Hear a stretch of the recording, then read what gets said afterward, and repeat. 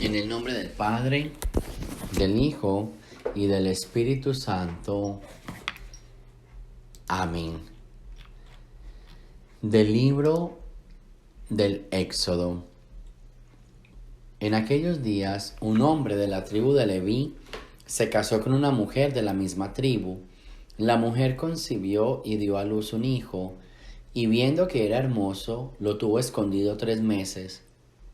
Pero como ya no podía ocultarlo por más tiempo, tomó una canastilla de mimbre, lo embadurnó con betún y con brea, metió en ella al niño y la dejó entre los juncos, a la orilla del río.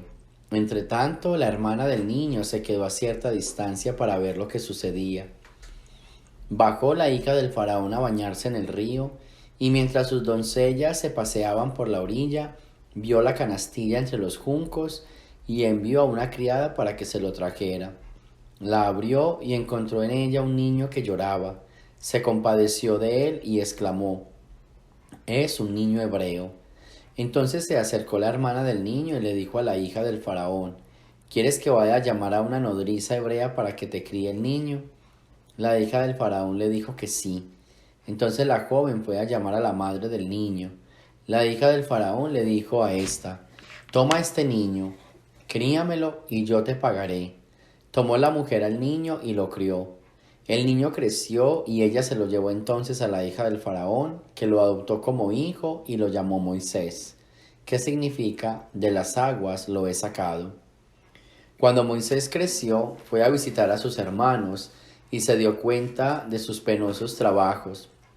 Vio también cómo un egipcio maltrataba a uno de sus hermanos hebreos. Entonces Moisés miró para todas partes, no vio a nadie, mató al egipcio y lo escondió en la arena. Al día siguiente salió y vio que 2 hebreos estaban peleando. Le dijo entonces al culpable: «¿Por qué le pegas a tu compañero?». Pero él le contestó: «¿Quién te ha nombrado jefe y juez de nosotros? ¿Acaso piensas matarme como al egipcio?». Lleno de temor, Moisés pensó: «Sin duda que ya todo el mundo lo sabe». Se enteró el faraón de lo sucedido y buscó a Moisés para matarlo. Pero él huyó lejos del faraón y se fue a vivir al país de Madián. Palabra de Dios. Del Santo Evangelio según San Mateo. En aquel tiempo Jesús se puso a reprender a las ciudades que habían visto sus numerosos milagros. Por no haberse arrepentido les decía: «Ay de ti, Corazaín, ay de ti, Betsaida, porque si en Tiro y Sidón se hubieran realizado los milagros que se han hecho en ustedes, hace tiempo que hubieran hecho penitencia, cubiertas de sayal y de ceniza. Pero yo les aseguro que el día del juicio será menos riguroso para Tiro y Sidón que para ustedes. Y tú, Cafarnaúm, ¿crees que serás encumbrada hasta el cielo? No, serás precipitada en el abismo, porque si en Sodoma se hubieran realizado los milagros que en ti se han hecho, quizá estaría en pie hasta el día de hoy. Pero yo te digo que será menos riguroso el día del juicio para Sodoma que para ti».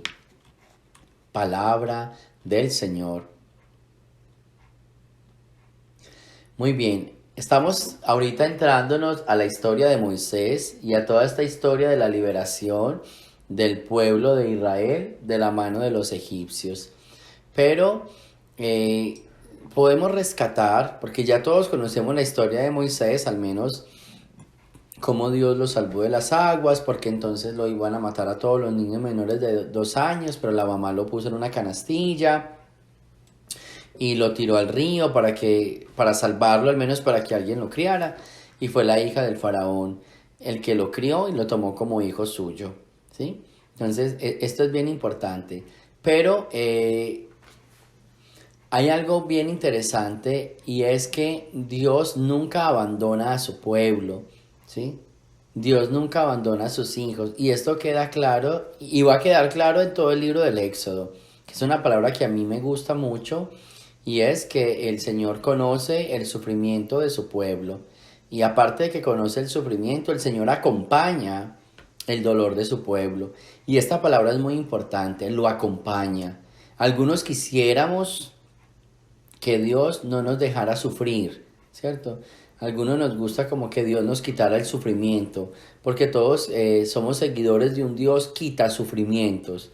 Y no es que quite el sufrimiento, Dios nos acompaña en el sufrimiento, que esto es bien interesante. ¿Qué significa que nos acompaña? Dios conoce nuestro sufrimiento y no es un mago para quitárnoslos. Es un Dios que nos acompaña en medio de nuestra historia. Todos tenemos una historia de vida. Esa historia de vida, cuando Dios nos acompaña, se convierte en una historia de salvación. No es que Dios nos quite el sufrimiento, porque entonces nos quita ese camino de salvación. Es que nos acompaña para que en medio de todo lo que nosotros estamos pasando, ese acompañamiento genere salvación.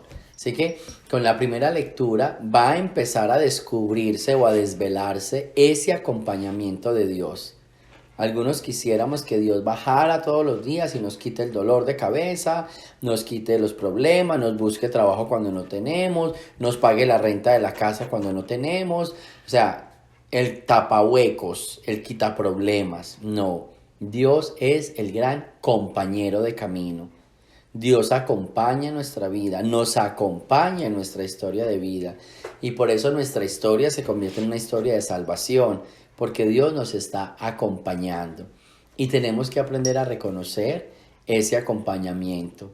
Cuando nosotros somos conscientes de que Dios nos acompaña, entonces tratamos de llevar nuestra vida lo mejor posible. Eso es lo que pasa en el Evangelio.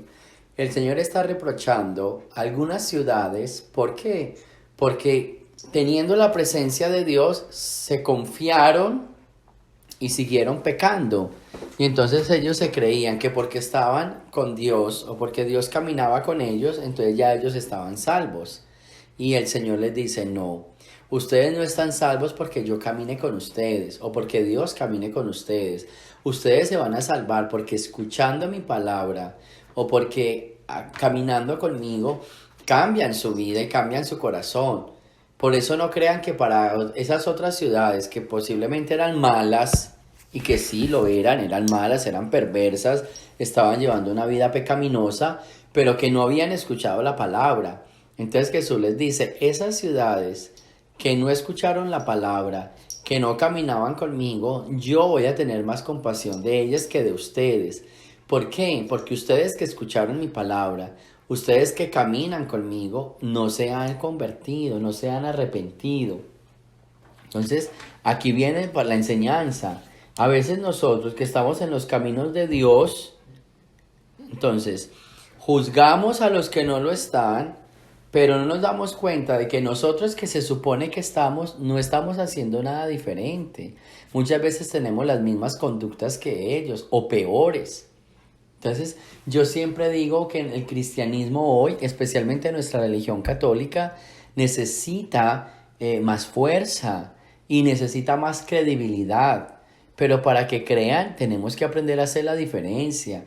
Y la diferencia está no en creernos buenos, sino en hacer cosas que se vea que somos diferentes, demostrar que somos cristianos. Vivir en el amor, vivir en el perdón, vivir en la misericordia. Eso tendría que ser nuestros actos de diferencia. Porque es que muchas veces no hay diferencia entre el no católico y el católico. Parecemos lo mismo. O sea, el que va a misa y el que no va se comporta igual. Y a veces el que no va a misa se comporta mejor que el que sí va. El que reza que con el que no reza es como lo mismo. Entonces, hay que hacer la diferencia. Tenemos que aprender a hacer la diferencia.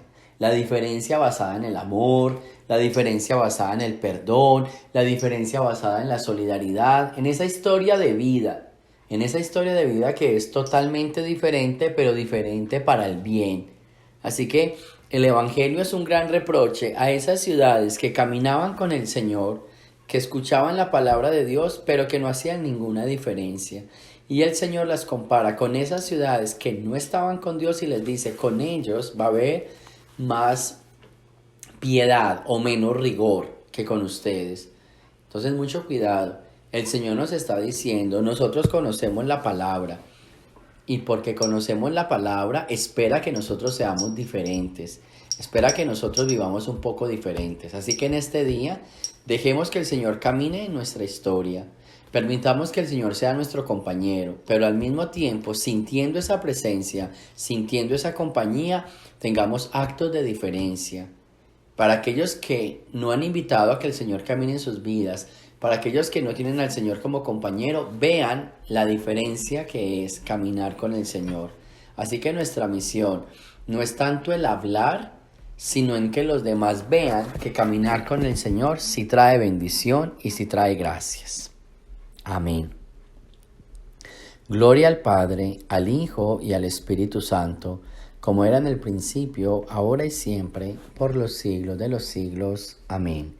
El Señor esté con ustedes, y la bendición de Dios Todopoderoso, Padre, Hijo y Espíritu Santo, descienda sobre ustedes y me los acompañe siempre. Jesús, María y José.